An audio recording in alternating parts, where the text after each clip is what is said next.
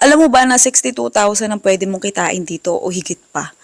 Try mo na. Wala namang mawawala. Oo, pwede ka pang yumaman.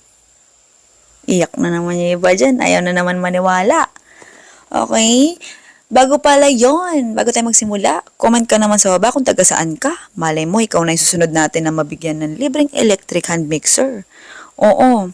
Napanood mo na ba yung una nating recipe? Oo, no nakaraan. Yung sinundan nito.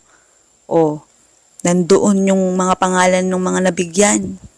Check mo na, baka nandun ka. So, ayan, naganda tayo ng hinge cups, 250 ml. Tapos, ayan, crush cookies. Sa crush cookies, kahit anong brand or kahit anong klase ng crush cookies ang gusto mong gamitin, basta chocolate. Kasi para sa akin, parang mas masarap, mas nagko-complement ang lasa kung chocolate flavor ang gagamitin mong crush cookies. Tapos, hayaan lang muna natin yung doon na nakabalandra. Tapos, sa isang lutuan, maglagay tayo ng skimmed milk, harina.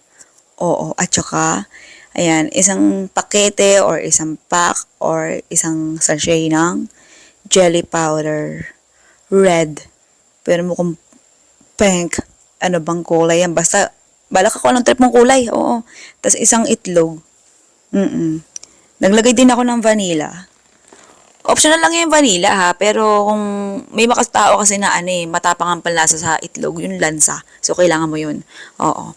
Tapos, ayan, tubig. Unti-unti ang lagay.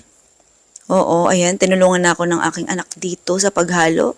Minsan, siya naman ang paglulutuin kong mag-isa at ako na lang ang manunood para makita nyo naman. Oo, gusto niya yun eh. Wala lang time eh. O, hindi lang mabigyan ng time. Sana next time magkaroon naman tayo. So, ayan. Tubig.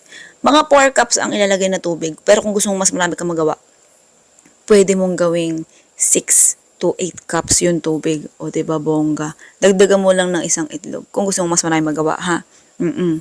Condensed milk yun, mga 3/4 cup. Tapos, halo lang ulit. Tsaka mo na isa lang sa kalan. Sindihan mo syempre yung apoy. Tapos, halo lang.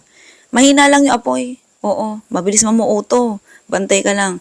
Dito sa pagluto natin, ayan, okay lang yan kahit hindi nakumulo. Oo, kasi pagka yan pinakulo mo pa, naku po, mahirapan ka ng isalin. Mabilis mamuo kasi ito eh. So, ayan, tansya-tansya lang ang pagsalin. Oo, ikaw nang bahala. Basta bilisan mo yung pagsalin. Kasi habang sinasalin mo yan, namumuo na siya ng namumuo. Kung mapapansin nyo yung cup natin o yung pinangsalin natin, namumuo na, di ba? Tapos, sa pinaka-toppings, lagay tayo dyan ng crush cookies. Yung chocolate ulit, yung kaninang nasa bottom. Okay. Pwede mo nang ilagay yan kahit hindi pa sobrang namumuo yung custard mo. Oo. Tapos, nagdagdag pa ako dito ng toppings na strawberries. Yung strawberry jam. Pero optional lang to. Pero hindi ko akalain na nag-complement talaga lahat ng lasa nila. Oo. Para sa akin, nasa panlasa ko, approved to ha. Pero hindi ko lang sure sa panlasa mo. Oo. Okay. Tapos, pwede mo na siyang ilagay sa rep. Kung gusto mo mas tumagal yung shelf life niya para hindi agad mapanis, wag mo muna takpan. Kasi malakas makapanis kapag yung tipong mainit pa tapos tatakpan mo na. Nagmo-moist kasi. So, dun magsisimula ang panis. Kaya wag mo muna takpan tapos tsaka mo lang lagay sa rep. Ganon. Oo, kahit 2 hours lang pagkalagay mo sa rep, pwede mo na lantakan, pwede mo na itinda. Diba? Napakadali lang gawin nito. Oo. Kaya kung gusto mong i-try, na curious ka na kung anong lasa, kung masarap ba, okay. Pagtapos itong lantakan time natin, nandun sa dulo ng video, ito yung list na recipe at saka costing.